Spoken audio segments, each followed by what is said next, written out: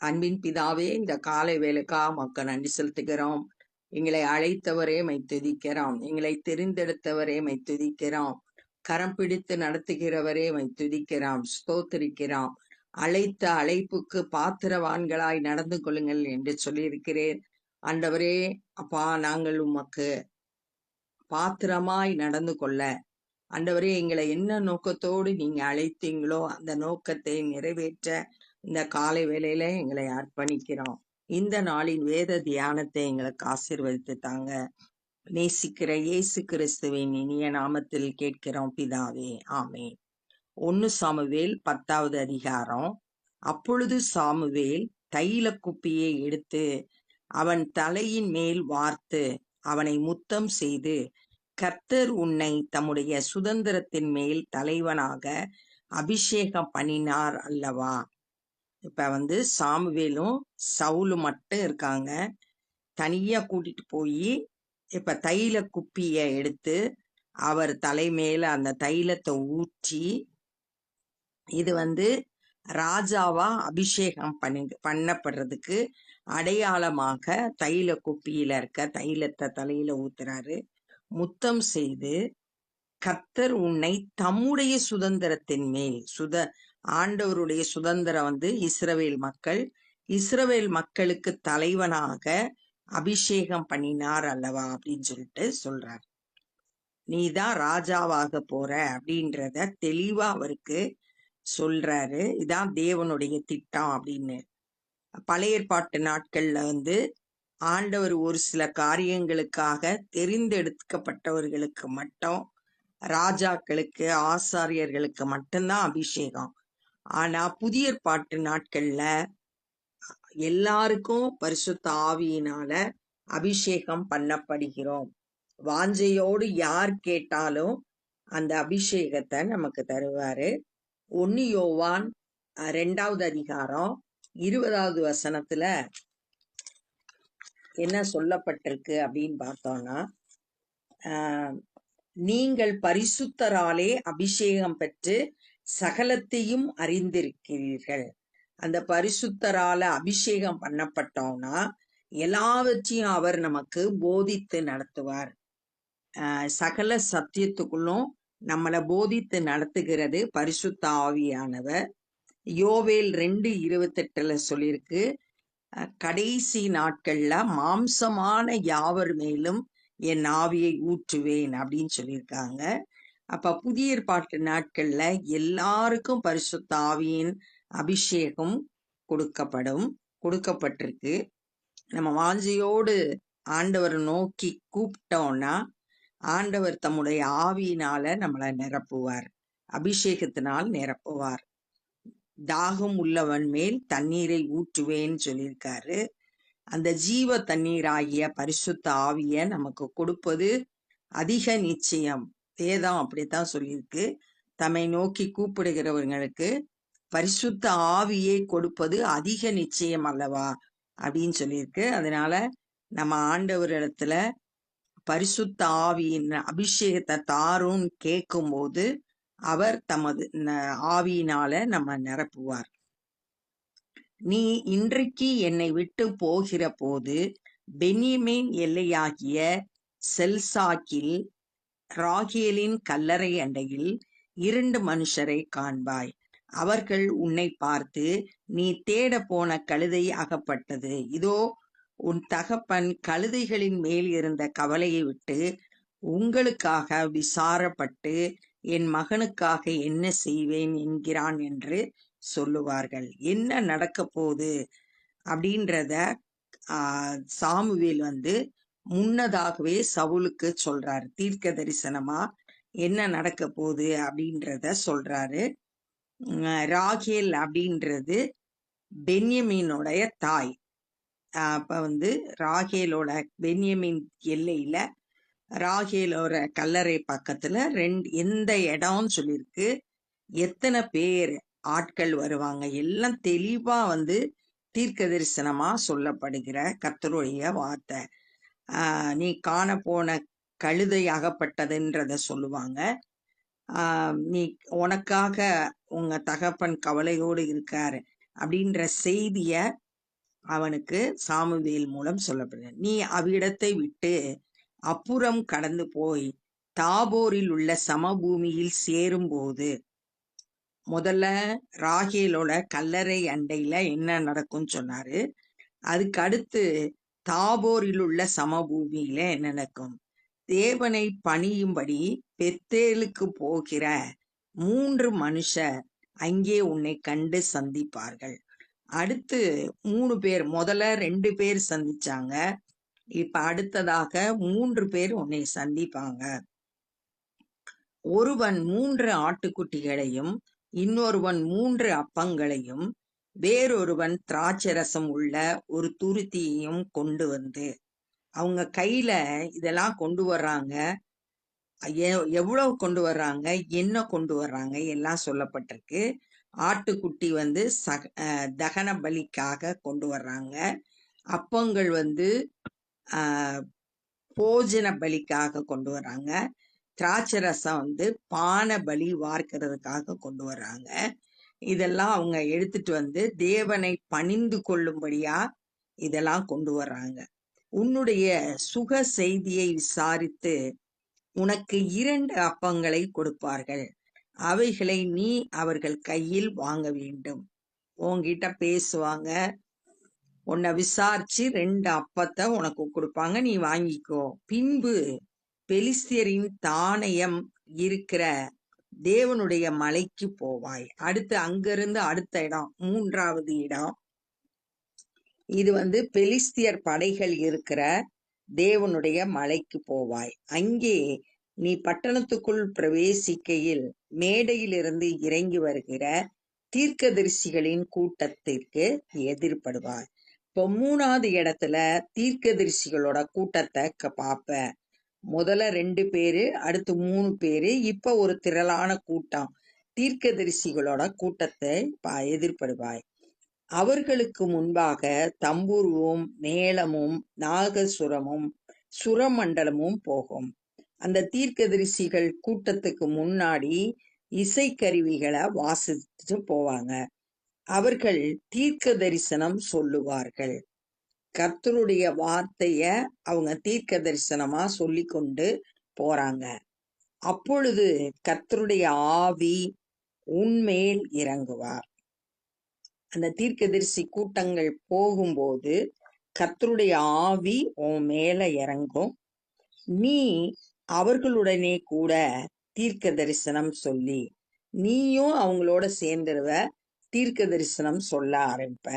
வேறு மனுஷன் ஆவாய். இப்ப நீ வந்து வேற ஒரு மனுஷனா மாறிடுவ அப்படின்னு சொல்லிட்டு சொல்லப்பட்டிருக்கு. எபேசியர் 4வது அதிகாரம் 23, 24 ஆகிய வசனத்துல என்ன சொல்லியிருக்குன்னா, உங்கள் உள்ளத்திலே புதிதான ஆவி உள்ளவர்களாகி மெய்யான நீதியிலும் பரிசுத்தத்திலும் தேவனுடைய சாயலாக சிருஷ்டிக்கப்பட்ட புதிய மனுஷனை தரித்து கொள்ளுங்கள். ஒரு மனுஷனுக்குள்ள பரிசுத்த ஆவியானவர் வரும்போது அவனுக்குள்ள உள்ளான மாற்றம் ஏற்படுது. புதிய மனுஷனை தரித்து கொள்கிறான் அப்படின்னு சொல்லியிருக்கு. பழைய வாழ்க்கை மாறி ஆவியானவர் மூலம் நம்ம வந்து புதிய மனுஷனா மாறுகிறோம். இப்ப வந்து சவுல் வந்து வேறு மனுஷனாய் மாறுகிறான். ஏன்னா இப்ப அவனுடைய விருப்பம், அவனுடைய செய்கை, அவனுடைய பேச்சு எல்லாவற்றிலும் மாற்றம் ஏற்படும். ஏன்னா பரிசுத்த ஆவியானுடைய கண்ட்ரோலுக்குள்ள இருக்கிறதுனால, அவர் பொறுப்பெடுத்து நடத்துறதுனால எல்லாம் மாற்றம் ஏற்படுது. இந்த அடையாளங்கள் உனக்கு நேரிடும் போது சமயத்துக்கு ஏற்றபடி நீ செய். இந்த 3 அடையாளமும் அடுத்தடுத்து நடக்கும். நடைபெறும் போது என்ன உனக்கு தோணுதோ அதன்படி நீ செய்ய. சமயத்துக்கு ஏற்றபடி நீ அந்தந்த சூழ்நிலைக்கு ஏற்றபடி நீ நடந்து கொள். தேவன் உன்னோடே இருக்கிறார். கர்த்தர் உன் கூட இருக்காரு. நீ எனக்கு முன்னே கில்காலுக்கு இறங்கி போ. சர்வாங்க தகன பலிகளையும் சமாதான பலிகளையும் செலுத்தும்படிக்கு நான் உன்னிடத்தில் வருவேன். முதல்ல நீ போய் கில்காலுக்கு போகணும். அங்க நம்ம என்ன செய்ய போறோம்னா, சர்வாங்க தகன பலி, சமாதான பலி இதெல்லாம் நம்ம செலுத்தணும். சாமுவேல் நான் கில்காலுக்கு வர்றேன் அப்படின்னு சொல்லிட்டு சொல்றாரு. நான் உன்னிடத்தில் நீ செய்ய வேண்டியதை உனக்கு அறிவிக்கும் மட்டும் 7 நாள் காத்திரு. 7 நாள் எனக்காக நீ அங்க காத்திருக்கணும். அப்படி காத்திருக்கும் போது நீ என்னெல்லாம் செய்யணுமோ அதெல்லாம் நான் உனக்கு அறிவிப்பேன் அப்படின்னு சொல்லிட்டு சொல்றார். ராஜா யாருக்கும் காத்திருக்க மாட்டாங்க. ஆனா இங்க சாமுவேல் எனக்காக காத்திரு அப்படின்னு சொல்லிட்டு சவுலுக்கு ஒரு கட்டளை கொடுக்கிறார். கில்கால்ல பலி செலுத்தும்படியா எனக்கு காத்திருக்கணும். அப்ப சவுல் தன்னை தாழ்த்தி தேவ சத்தத்துக்கு கீழ்ப்படிஞ்சு தீர்க்கதரிசியான சாமுவேலுக்கு காத்திருக்கணும்.